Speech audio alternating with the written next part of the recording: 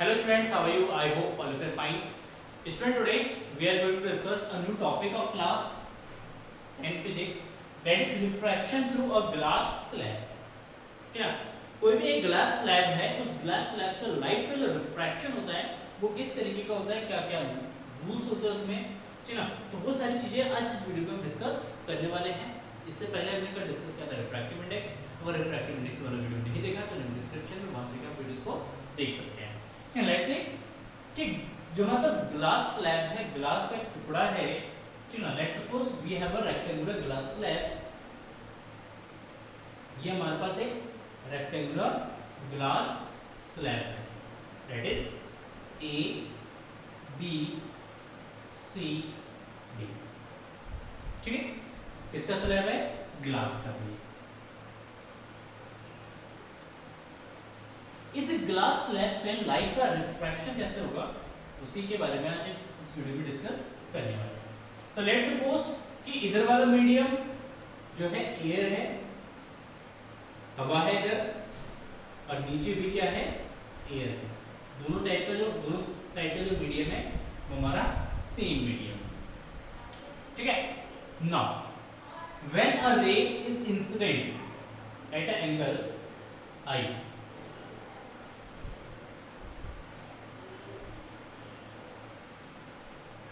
Let's suppose कि एक angle, किसी भी एंगल पे एक लाइट जो इंसिडेंट होता है इस पे,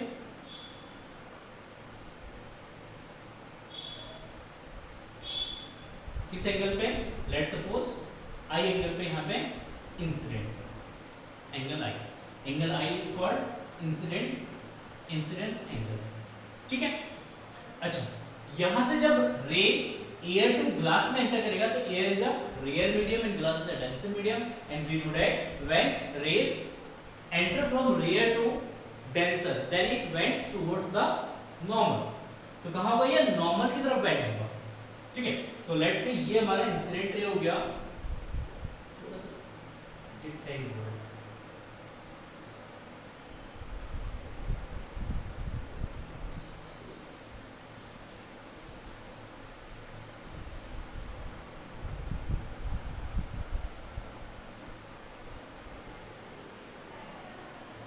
ठीक है, लाइट को इस पाथ को फॉलो करना चाहिए था, लेकिन लाइट इस पाथ को फॉलो ना करके ये थोड़ा सा क्या होगा? बेंड होगा किसकी तरफ? नॉर्मल की तरफ। This is angle I and this is angle R, angle of refraction. ठीक है, अब यहां पे एंटर किया, जैसे यहां पे पहुंचेगा, अब यहां से लाइट जो है वो गिलास से कहां जाएगा? एयर में। जब वो गिलास से एयर में जाएगा तो ये नॉर्मल से, लेट्स सपोज ये इसका नॉर्मल हो गया, ये इसका नॉर्मल है, तो ये होगा अपने नॉर्मल से ये अवे जाएगा। When light goes from denser to rare medium then it went away from the normal।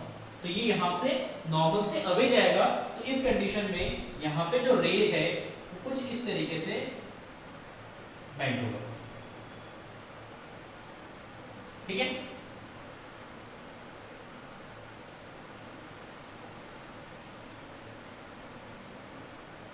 कुछ इस तरीके का इसका हमारा डायग्राम है। क्लियर हो गया? तो यहां पे ये एंगल बनेगा, this angle is known as E, और ये एंगल आर होगा, ये आर है तो ये भी आर हो जाएगा। ठीक है, अब देखिए यहां पे ये जो एंगल है, ये जो रे है, इस रे को कहेंगे इंसिडेंस रे। इंसिडेंस रे, angle I is called incident angle and this ray is known as refracted ray। ये जो refracted ray and this ray is known as emergent ray। emergent ray, ये emergent ray होगा, ठीक है, and angle E is known as angle of emergence। ठीक है, तो यहां पे देखिए एंगल आई हमारा हो जाएगा एंगल ऑफ इंसिडेंस,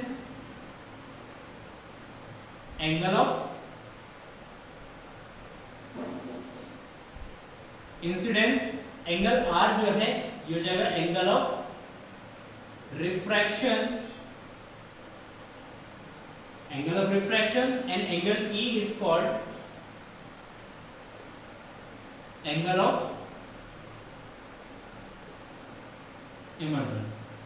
ठीक है, ये जो हमारा एंगल ऑफ इमर्जेंस, क्लियर है।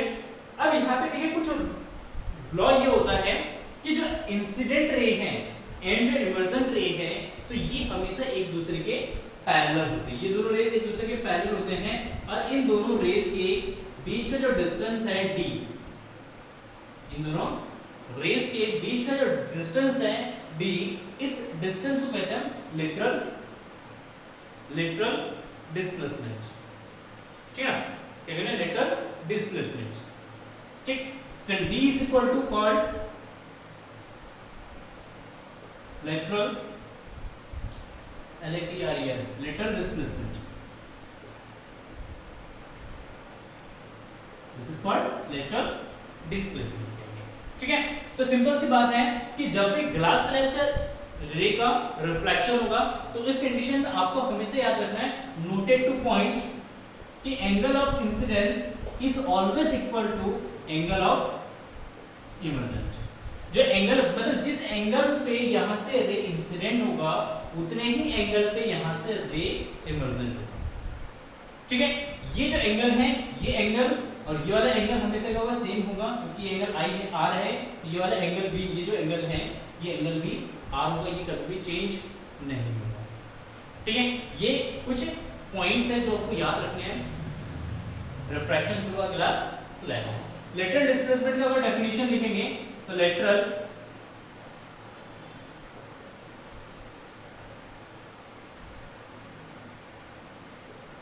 डिस्प्लेसमेंट को अगर डिफाइन करेंगे, इसकी डेफिनेशन होगा the perpendicular distance, the perpendicular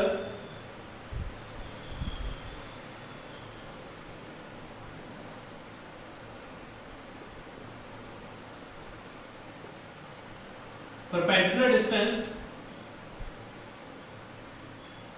the perpendicular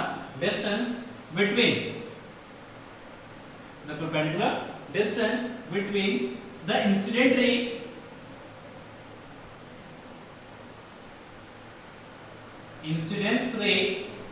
and the emergent ray,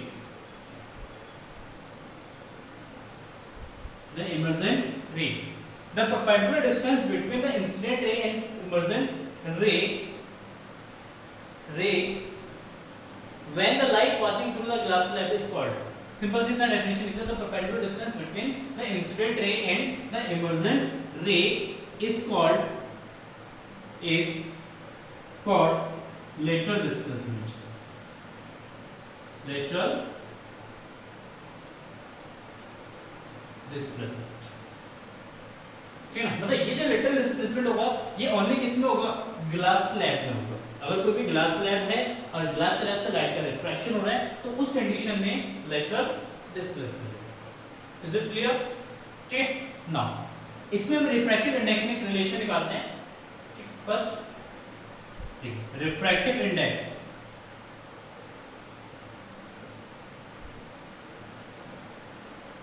refractive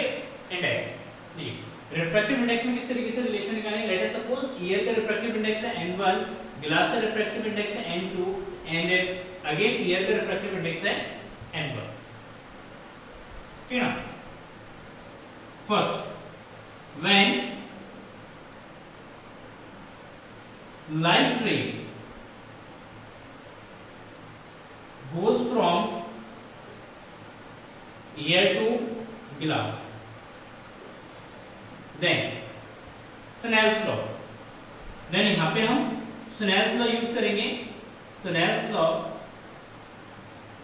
ठीक है, Snell's law क्या होगा, Snell's law is equal to sin I upon sin R is equal to sin I upon sin R is equal to, ठीक है, first medium के respect में second medium का refractive index, that is 1 and 2, that is 1 and 2, first medium के respect में second medium का refractive index.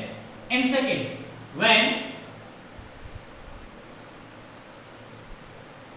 light ray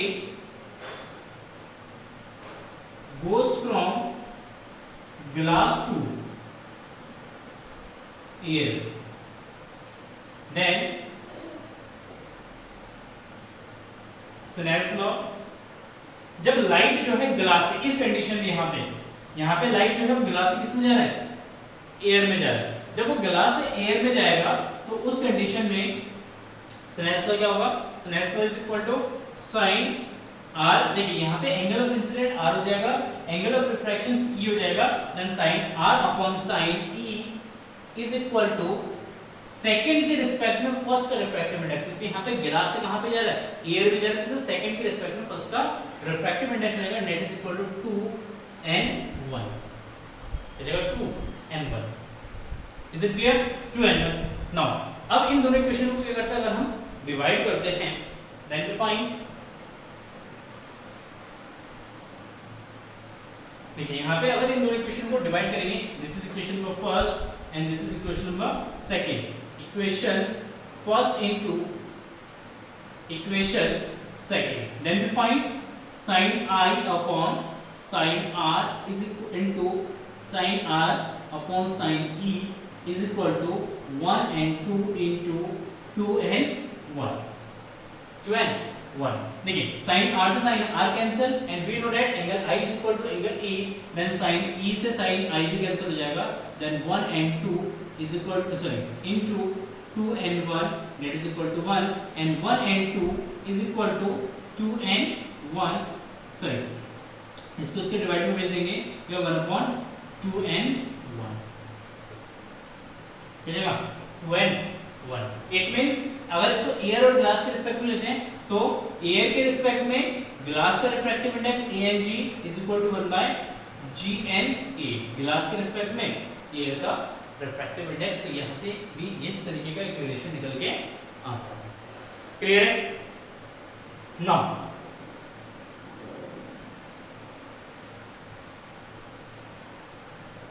अब इसी में एक चीज और बता दूं, कल रिफ्रैक्टिव इंडेक्स हमने डिस्कस किया था, ठीक है, तो रिफ्रैक्टिव इंडेक्स से ही रिलेटेड एक और फॉर्मूला हम डिस्कस कर लेते हैं यहाँ पे, ठीक है ना।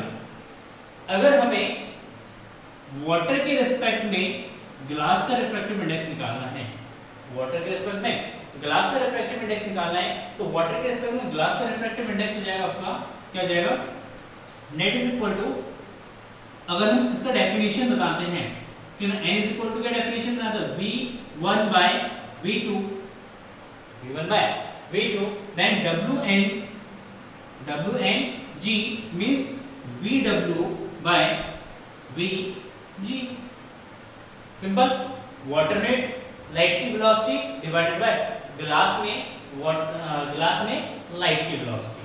क्लियर? अब इसी इक्वेशन में क्या करते हैं, C अपॉन C से क्या करते हैं, इसको डिवाइड करते हैं, ठीक है, तो इस C को इसके डिवाइड ऊपर भेज देते हैं, तो C upon V by G and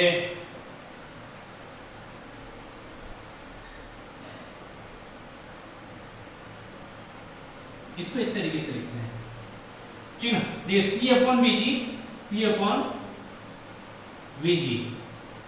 VG divide by, ये जो C है इस W V को इसके डिवाइड में लेगा, क्योंकि ये इसके मल्टीप्लाई में जाएगा, ये इसके साथ मल्टीप्लाई में जाएगा, बात हो जाएगा VW अपॉन VG, तो इसको हम थोड़ा सा रीअरेंज कर लेते हैं, ठीक है, तो C अपॉन VG मतलब ये रिप्रेजेंट करता है एयर के रिस्पेक्ट में ग्लास का refractive index, and that is equal to ANG, ये हो जाएगा इसका absolute refractive index, and C upon VW हो जाएगा ANW रिप्रेजेंट करेगा एयर के रिस्पेक्ट में वाटर का refractive index, and it is called absolute refractive index.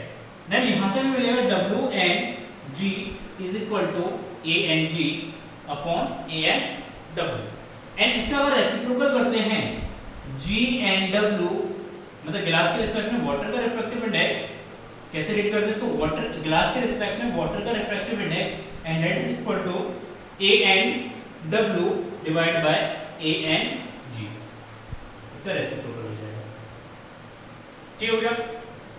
Clear है?